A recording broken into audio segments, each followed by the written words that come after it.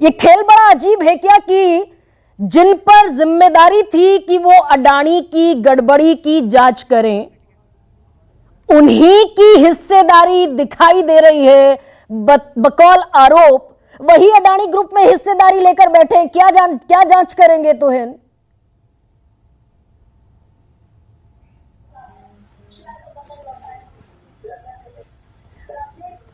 Am I audible, तोहिन?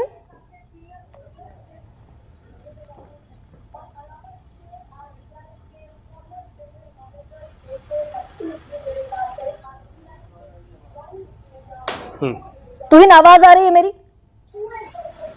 हाँ।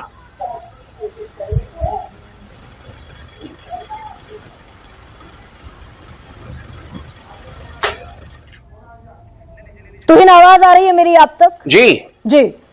तोहिन, बिल्कुल बिल्कुल आ रही है। ये थोड़ा सा, बल्कि थोड़ा क्या ज्यादा बड़ी गड़बड़ लगती है क्या कि जिन पर जिम्मेदारी थी कि वो ये जांच करें कि अडानी ग्रुप ने कोई गड़बड़ी तो नहीं की, कोई हेरफेर तो नहीं किया, वो खुद अडानी ग्रुप में हिस्सेदारी लेकर बैठे हुए हैं, ऑफशोर कंपनीज में, वो भी बेनामी फंड में। सबसे पहले गरिमा जी, इससे पहले कि शो शुरू हो, सबसे पहले मैं इस देश में 16 करोड़ जो है डीमैट अकाउंट्स हैं, 90% जो है छोटे इन्वेस्टर्स के हैं। सबसे पहले उन करोड़ों छोटे इन्वेस्टर्स का मैं अभिनंदन कर दूं कि आज कल एक जो बड़ी साजिश रची गई थी हिंडनबर्ग के द्वारा, जिसमें नेता प्रतिपक्ष भारत के भी प्रतिभागी थे, उसको परास्त कर दिया गया। अच्छा, अब सबसे पहले आप ये जानिए कि हिंडनबर्ग कौन है। हिंडनबर्ग के विरुद्ध यूएस डिपार्टमेंट ऑफ जस्टिस में इन्वेस्टिगेशन चल रहा है, क्योंकि व्यवसायिक तौर पर वो ऐसे आरोप लगाते हैं जिससे कि सिलेक्ट कंपनीज के शेयर्स गिरे और इन कंपनीज में वो अवोमन जो है शॉर्ट सेलिंग पोजीशंस लेकर बैठे होते हैं। इसी प्रकार के आरोप जब पिछली बार उन्होंने लगाए थे तो कहा जाता है कि 338 करोड़ बनाए थे अदानी ग्रुप के शेयर्स को बेचकर। दूसरी बात, एनला चेंग जो एक प्रिंसिपल है उन्हीं के फर्म में, उनकी जांच चल रही है यूएस कांग्रेस के द्वारा गुप्तचरी के मामले में चाइनीज के लिए यूएस के खिलाफ। तो ऐसे लोग जो है जब आरोप लगाते हैं, महत्वपूर्ण आरोप नहीं, ये महत्वपूर्ण विषय है, थोड़ा सा मुझे ये महत्वपूर्ण विषय थोड़ा सा आज आप अनइंटरप्टेड बोलने दीजिए। देखिए, जब आरोप लगते हैं और गंभीर आरोप लगते हैं तो सबसे पहले तोहिन, यानी कि हिंडनबर्ग रिसर्च, आप जो बोल रही हैं, एक बेहद खत्म रिसर्च, निवेश की रिसर्च की कंपनी है, ये आप साबित करना चाहते हैं तो यही ना? नहीं, देखिए, मैं जो वही कह रहा था, आप बीच में टोक देती हैं कि जब कोई गंभीर आरोप लगाता है किसी देश के संस्थानों पर, तो उस व्यक्ति की या उस इंस्टीट्यूशन जो इस आरोप लगा रहा है उसकी विश्वसनीयता नंबर 1 और जो प्रमाण उसके पास है वो बहुत महत्वपूर्ण हो जाते हैं। यहां पर जो है दोनों शून्य है, ना तो उनके पास प्रमाण है। अगर वो 2015 की बात कर रहे हैं, जब एक प्राइवेट एंटिटी, एक प्राइवेट इंडिविजुअल के तौर पर माधवी बुच काम करती थी, और जिस कंपनी में वो आरोप लगा रहे हैं वो फंड जो है आईआईएफएल के द्वारा संचालित था। आईआईएफएल ने सेपरेट बयान दे दिया है कि अदानी ग्रुप के कंपनीज में उनका निवेश 0% था। तो अब कहां से जबरदस्ती जबरन दो चीजों को जोड़ रही हैं? और लास्ट पेज अगर आप हिंडनबर्ग रिपोर्ट का पढ़े तो क्या लिखा है कि ये आरोप जो है बेस्ड ऑन ओपिनियन है, स्पेक्युलेटिव है, and we are not liable to any legal scrutiny. तो जो इतना शरारतपूर्ण रिपोर्ट है, और एक महीने पहले जब उसी हिंडनबर्ग को एक शो कॉज नोटिस दिया गया था, आपका मैं इंट्रोडक्टरी कमेंट्स पढ़ रहा था, आपने वो बात नहीं कहा जो शो कॉज नोटिस में था। विशेष रूप से उस शो कॉज नोटिस में कहा गया था कि अदानी ग्रुप से जो उनको बेनिफिट्स मिली हैं शॉर्ट सेलिंग पोजीशंस डालकर, उसका वो ब्यौरा दे। तो ये तो निश्चित तौर पे जो है एक मैलिफाइड इंटेंट के द्वारा, द्वेष भावना के द्वारा जो है आरोप लगाए गए हैं। अच्छा तोहिन, और आज इसका अगर हिंडनबर्ग रिसर्च देश के निवेशकों ने दिया, सुनिए ना तोहिन, मैंने मान लिया हिंडनबर्ग रिसर्च की जो आपने हिस्ट्री बताई, जो बैकग्राउंड बताया, लेकिन तोहिन सिन्हा, इसी हिंडनबर्ग रिसर्च के आरोप पर देश की सुप्रीम कोर्ट ने 4 PIL एक्सेप्ट की, और देश की सुप्रीम कोर्ट ने इसी हिंडनबर्ग रिसर्च के आरोप पर तकरीबन 6 महीने तक सुनवाई की। नवंबर में फैसला सुरक्षित रखा, जनवरी में फैसला आया। अगर हिंडनबर्ग रिसर्च ये इतनी बोगस कंपनी होती तो देश का सुप्रीम कोर्ट PIL याचिकाओं को स्वीकार करता? नहीं तो सुप्रीम कोर्ट का बड़प्पन है, सबको उचित फेयरनेस के साथ उचित समय मिलता है, लेकिन जजमेंट क्या था? इन सारे जो है आरोपों को निराधार पाया गया, ये एक्सेप्ट किया गया कि इससे छोटे निवेशकों को, देश के निवेशकों को क्षति पहुंचाने का एक षड्यंत्र था। और इसी में जो है जब ये जजमेंट आया तो 24 में से 22 केसेस जो है पूरी तरह से इन्वेस्टिगेट हो चुके थे।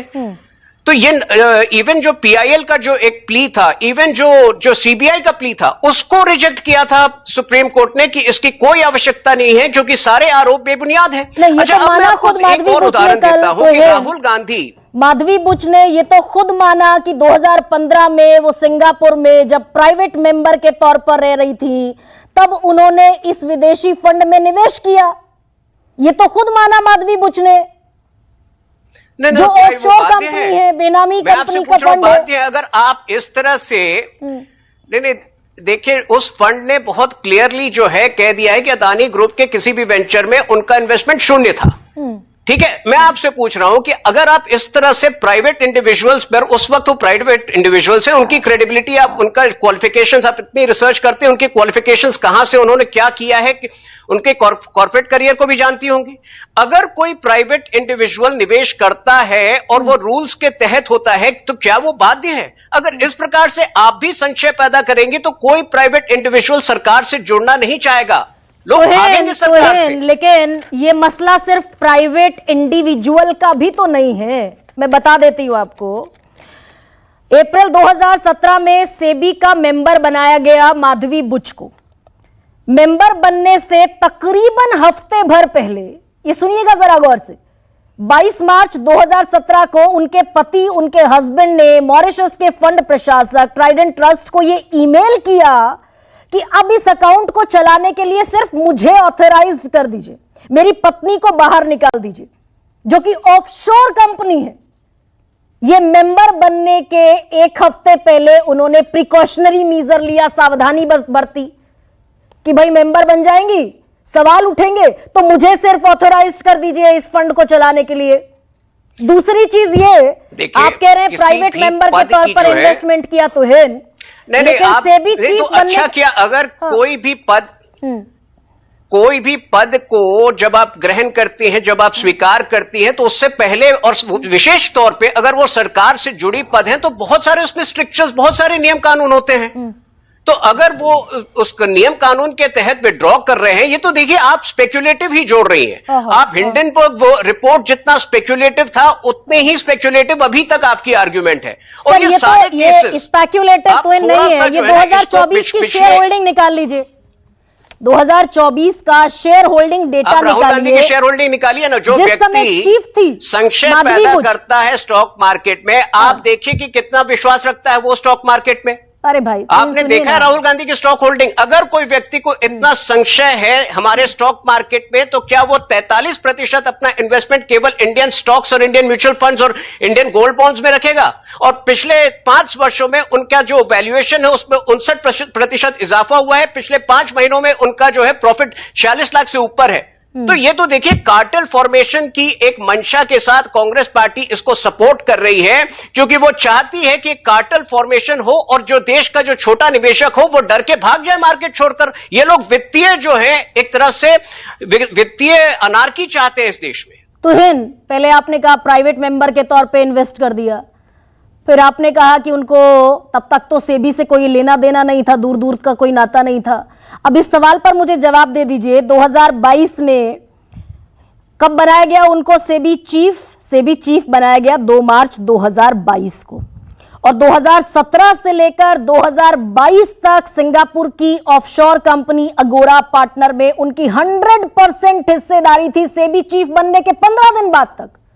बेनामी कंपनी में, इस देश की सेबी चीफ बेनामी कंपनी में 100% हिस्सेदारी लेकर बैठी रहेंगी सेबी चीफ बनने के 15 दिन बाद तक, और आप कहेंगे कि यह सवाल नहीं है।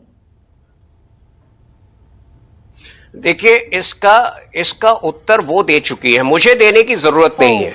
और आप इसको पिछले जांच से जोड़कर देखिए ना। अगर पिछले जांच में जो कोई प्रमाण नहीं निकले हैं, ये जो है पुराने कॉर्पोरेट वॉर्स ये लोग चलाते रहते हैं। आपको इसका उत्तर वो दे चुकी हैं। इसको आप दोबारा इसको जो है ना सुप्रीम कोर्ट में आप लेके जाइए। कल मुझे यकीन है कि कांग्रेस पार्टी सुप्रीम कोर्ट में जाएगी इसको लेकर। आप देखिए सुप्रीम कोर्ट क्या कहती है। नहीं, बचाव में तो आप उतर आए ना तुहिन सिन्हा, भाई पूरी बीजेपी बचाव में उतर आई। मैं ये आरोप जो है, देखिए अगर कोई ऐसा व्यक्ति है जो कि मैं मतलब ऐसा पत्रकार हो, मैं आपको एक उदाहरण दे रहा हूं जिसकी क्रेडिबिलिटी जीरो है, जो कि एक्सपोज्ड है, और वो आरोप लगाता है आप पर कि गरिमा सिंह जो है वो इतनी बेकार पत्रकार है, तो सबसे पहले आपके भी केस में मैं उस पत्रकार जो आप पर आरोप लगा रहा है उसकी क्रेडिबिलिटी की जांच करूंगा।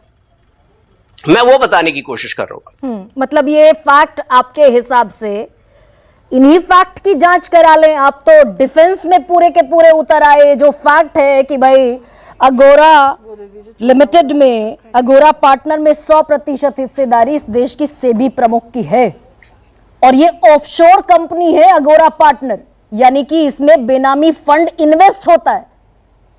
ये जांच का विषय आपके लिए नहीं है। अब उसका जवाब सेबी प्रमुख देंगी।